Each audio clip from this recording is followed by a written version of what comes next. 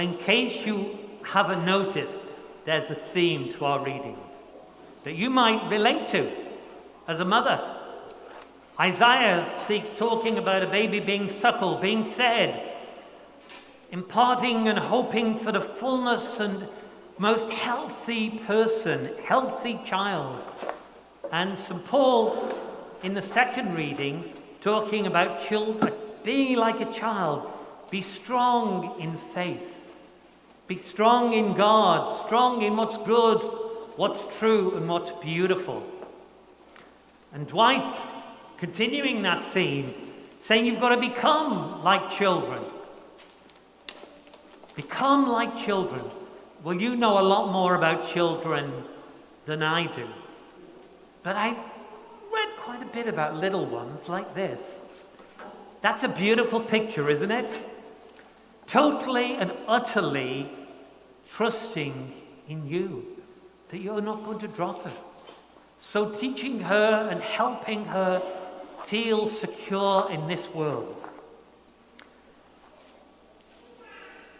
And there is another difference today, because we've gone away from the Sunday readings of the 26th Sunday, maybe?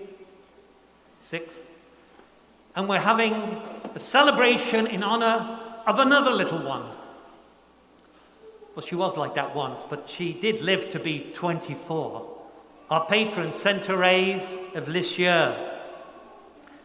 The one who grew up in a Catholic family, surrounded by sisters that became nuns, a parent that died young. But she was very strong, and some people might even say stubborn. She knew what she wanted from a very early age. She wanted, like her sisters before her, to enter Carmel. And Carmel's the name we give to where the places where Carmelite sisters, like Saint Thérèse, or Carmelite priests or brothers live. I first went to a Carmel back in 1972 when I was 18 years old. So a little bit younger than Thérèse when she died. And so you could go through the property of the college I went to, cross over a quiet road, and go into this brand new world. I thought the seminary was a strange place till I went into Carmel. If you went into the chapel and you were looking at the altar where those people with their children are sitting, there'd be a screen, and the religious sisters, the nuns, would pray behind that screen. They were visible, but if you wanted to talk to any of them, you went in through the front door of the convent, and there was a strange turning machine. So if you bought a gift, you could put it in. If they were giving you anything, they'd put it in. And you'd have a little grill that you could communicate with the sisters. That was a very strange world to me. And you know that I'm a late developer. And it's only in later life that I've really come to have a much greater respect and love for those members of our church that do live lives of prayer, quiet lives within the confines of Carmel or monasteries or convents. Just in case you think Thérèse wasn't fit to live in a world, that she wouldn't survive. Oh, there was a strong one. She didn't live very long. She said she wanted to be a missionary. Kind of strange for somebody that takes a vow of stability to stay in one place for the rest of their lives. But she had such an overwhelming sense of the love of God. A bit like two lovers when they first meet, not knowing where it's going to lead them, but leading them to something they couldn't have foreseen, but something she responded to. Not something, but someone. And that someone, the person of Jesus, with whom she was so in love. that she wanted the whole of creation to enjoy it. People write letters to Carmelite convents. And there was a young seminarian who wanted to be a missionary. He joined a missionary order. But he was having great doubts. And so he wrote to the Carmel, and the Mother Superior, we used to call them that then, gave the letter to her sister, Thérèse, because her sister was also her Mother Superior. She wanted her to write to this young man. And within the last few months of Therese's life, as I said, she lived only 24 years. She entered into this deep relationship with this young man. He had to take a year off. His name was Maurice, to do national service for his country, for France. And he thought, this is such a great opportunity for me to do great things and save souls for Christ. I don't know any of the details of what he did, but when he came back to the seminary, he hadn't done any of them. We can only imagine what he might have done. And so he wrote to Thérèse in a sense of despair.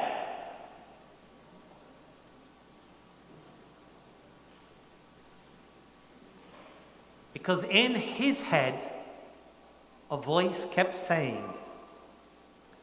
you'll never be holy enough to be a priest, yet alone a missionary.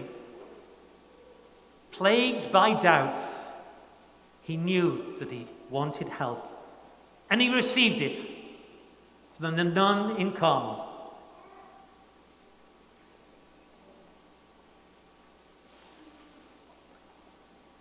And in the last few months of Therese's life, she too had what a saint a few hundred years before her talked about being like a dark night of the soul.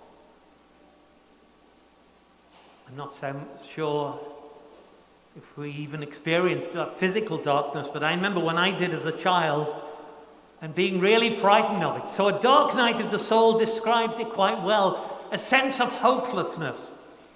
But Thérèse held on. She took that sense of hopelessness to God. She didn't come before her God, who she knew loved her, thinking she had to put on her best clothing. She came to him as she was. And likewise with Maurice.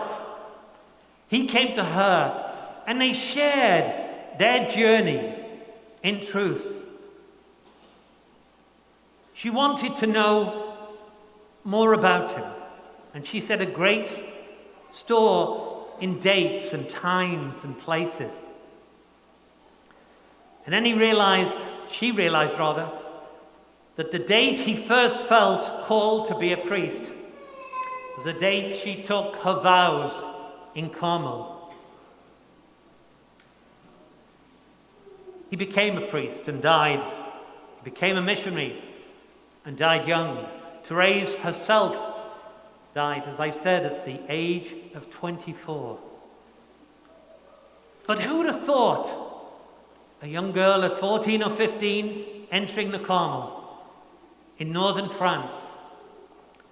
Who thought 100 and so many years later she'd be made a doctor of the church? A high honor. But she had a beautiful understanding of God, a bit like Elizabeth, in the arms of her father, close to her mother.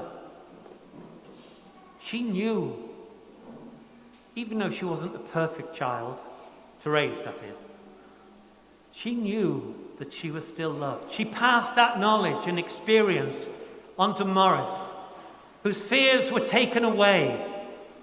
And my hope and prayers that we, as the parish of St. Thérèse in Memorial Park, I hope that's what happens when we gather to worship.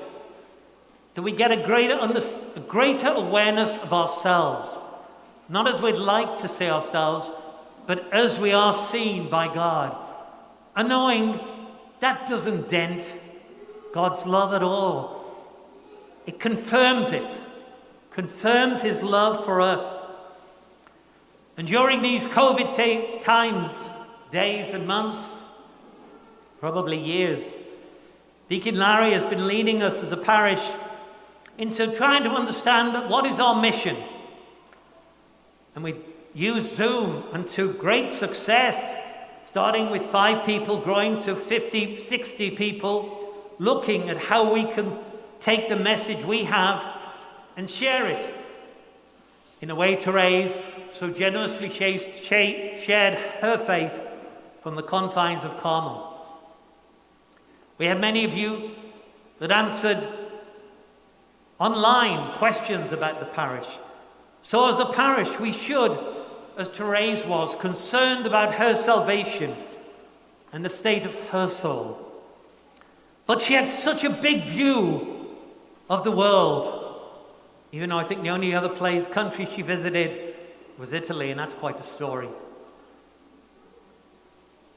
But from her deep and intimate relationship with God, that was first started by her parents who taught her that she was lovable, she has gone on to make, in death and in eternal life, an amazing impression on our world. People love to come and tell me, when they're from different parts of the world.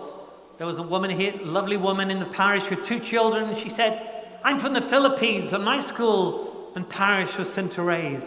So parish is named after this woman, this girl of prayer.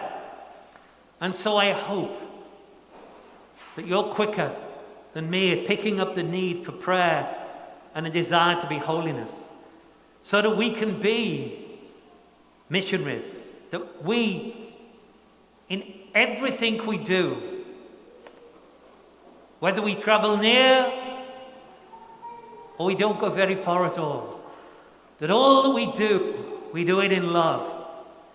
We know we have to accept people and to tolerate them, but God calls us as Christians to much more than that. He calls us to actually love them with the same sort of love that Elizabeth is receiving. And so together, I hope we can commit ourselves to be renewed through God, through the intercession of Thérèse.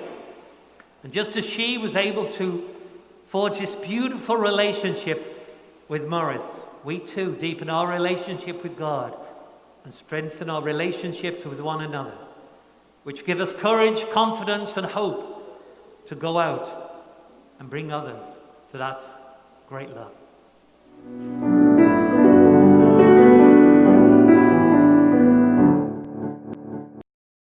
Please like, subscribe, or comment below.